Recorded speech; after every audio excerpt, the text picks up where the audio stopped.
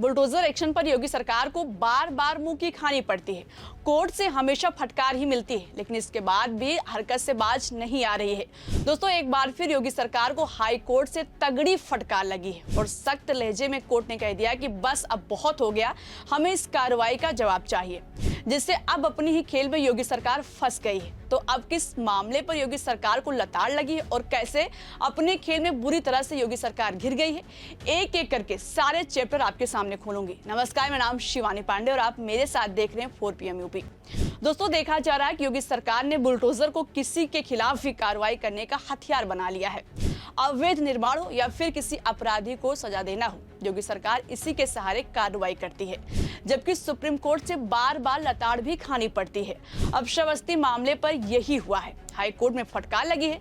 सबसे पहले ये खबर देखिए निकलकर सामने आई है। इसमें लिखा है, अमर उजाला की खबर है, हाई कोर्ट ने श्रावस्ती के 27 मदरसों को ढहाने पर लगाई रोक, कहा बिना दिमाग लगाए जारी किए गए नोटिस। इसके बाद देखिए दूसरी खबर में लिखा हुआ है, धार्मिक शिक्षा पर रोक के खिलाफ 2 दर्जन मदरसों ने हाई कोर्ट की लखनऊ खंडपीठ में याचिका दायर की। न्यायालय ने मदरसों के खिलाफ प्रशासनिक कार्रवाई पर अंतरिम रोक लगाते हुए राज्य सरकार से 2 सप्ताह में जवाब मांगा है।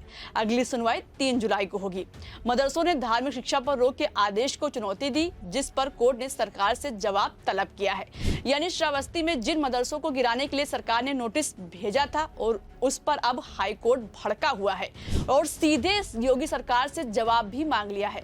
साफ शब्दों में कह दिया कि पहले आप इस पर कोर्ट में जवाब पेश कीजिए, जब तक जवाब नहीं तब तक कोई कार्रवाई नहीं होगी। दोस्तों, बात कर लेते हैं कि मामला क्या है, मदरसों में पढ़ाई पर क्यों रोक लगाया गया था। दरअसल योगी सरकार ने हाल ही में नेपाल सीमा से सटे जिलों जैसे कि श्रावस्ती, बलरामपुर, बहराइच, महाराजगंज और लखीमपुर खीरी में अवैध कब्जों और बिना मान्यता प्राप्त धार्मिक संस्थानों के खिलाफ विशेष अभियान चलाया था।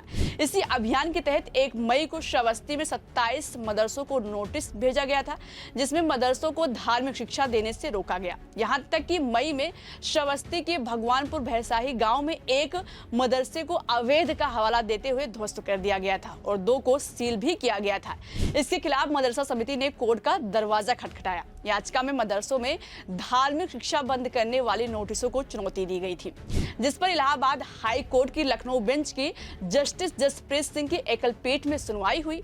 दोनों पक्षों की बात रखी गई, जिसके बाद कोर्ट ने मदरसों के खिलाफ प्रशासनिक कार्रवाई पर अंतरिम रोक लगा दी और सरकार को लताड़ लगाते हुए कहा कि सभी नोटिसों का नंबर समान है और पहली नजर में ऐसा लगता है कि इन्हें बगैर दिमाग लगाए जारी किया गया है। ऐसे में इसमें दखल देने का मामला बनता है।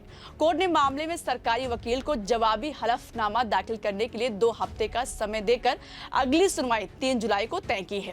तब तक याचियों को अंतरिम राहत देते हुए उनके खिलाफ कोई उत्पीड़नात्मक कार्रवाई करने या मदरसों को ढहाने पर रोक लगा दी है।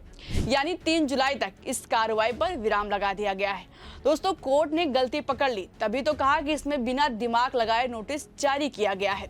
दोस्तों, आपको बता दें कि ऐसा पहली बार नहीं है जब यूपी सरकार को बुलडोजर एक्शन पर फटकार लगी है।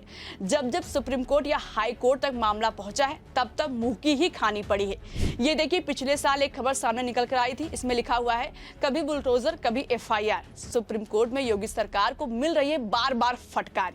ये खबर 24 नवंबर 2024 की थी, जिसमें सरकार और यूपी पुलिस दोनों को फटकार लगी थी।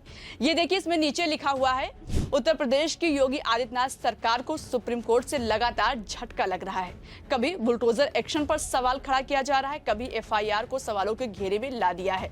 वहीं इलाहाबाद हाई कोर्ट के मदरसा एक्ट के फैसले को सुप्रीम कोर्ट से रद्द कर दिया गया। इस प्रकार के मामलों ने योगी सरकार के निर्णय पर सवालों को घेरे में ला दिया है। योगी सरकार के फैसले को लेकर सुप्रीम कोर्ट पहुंचने का सिलसिला तेज हो गया है और सुप्रीम कोर्ट ने ये टिप्पणी दोस्तों गैंगस्टर अनुराग दुबे के मामले पर सुनवाई करते हुए की थी। इससे पहले 2021 में प्रयागराज मामले पर सुप्रीम कोर्ट 10-10 लाख रुपए का जुर्माना देने का आदेश भी दे चुका है, जहां साल 2021 में एक वकील, एक प्रोफेसर और अन्य के घरों को नोटिस के 24 घंटे के अंदर ही गिरा दिया गया था, जिस पर जस्टिस अभय ओका और जस्टिस N कोटेश्वर सिंह की बेंच ने कहा था कि नोटिस के 24 घंटे के अंदर जिस तरह से ये काम किया गया, उसने अदालत की अंतरात्मा को झकझोर दिया है। इतना ही नहीं, कोर्ट ने संविधान तक याद दिलाई थी। कोर्ट ने कहा था कि कि ये कार्रवाई चौंकाने वाली है और गलत संदेश भेजती है। आप मकानों को ध्वस्त करने जैसी कठोर कार्रवाई कर रहे हैं। आखिरकार अनुच्छेद 21 और आश्रय का अधिकार जैसी कोई चीज है? इस फटकार के बाद अटॉर्नी जनरल आर वेंकटरमन ने राज्य सरकार का बचाव करते हुए कहा था कि याचिकाकर्ताओं को नोटिस का जवाब देने के लिए समय दिया गया था, जबकि याचिकाकर्ताओं के वकील का कहना था कि राज्य सरकार ने गैंगस्टर अतीक अहमद की जमीन सोचकर मकान गिराया था, जिस पर सुप्रीम कोर्ट ने भड़कते हुए कहा था कि अब हम आपको आदेश देते हैं कि राज्य सरकार अपने खर्च पर उन मकानों को फिर से बनवाए। ऐसा करने का यही एकमात्र तरीका है। मतलब दोस्तों, बार बार योगी सरकार को अपने फैसले के लिए कोर्ट में सिर झुकाना पड़ता है।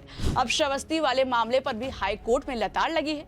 ऐसे में देखने वाली बात होगी कि सरकार की तरफ से कोर्ट में क्या जवाब पेश किया जाएगा और फिर इसके बाद कोर्ट क्या फैसला सुनाएगी।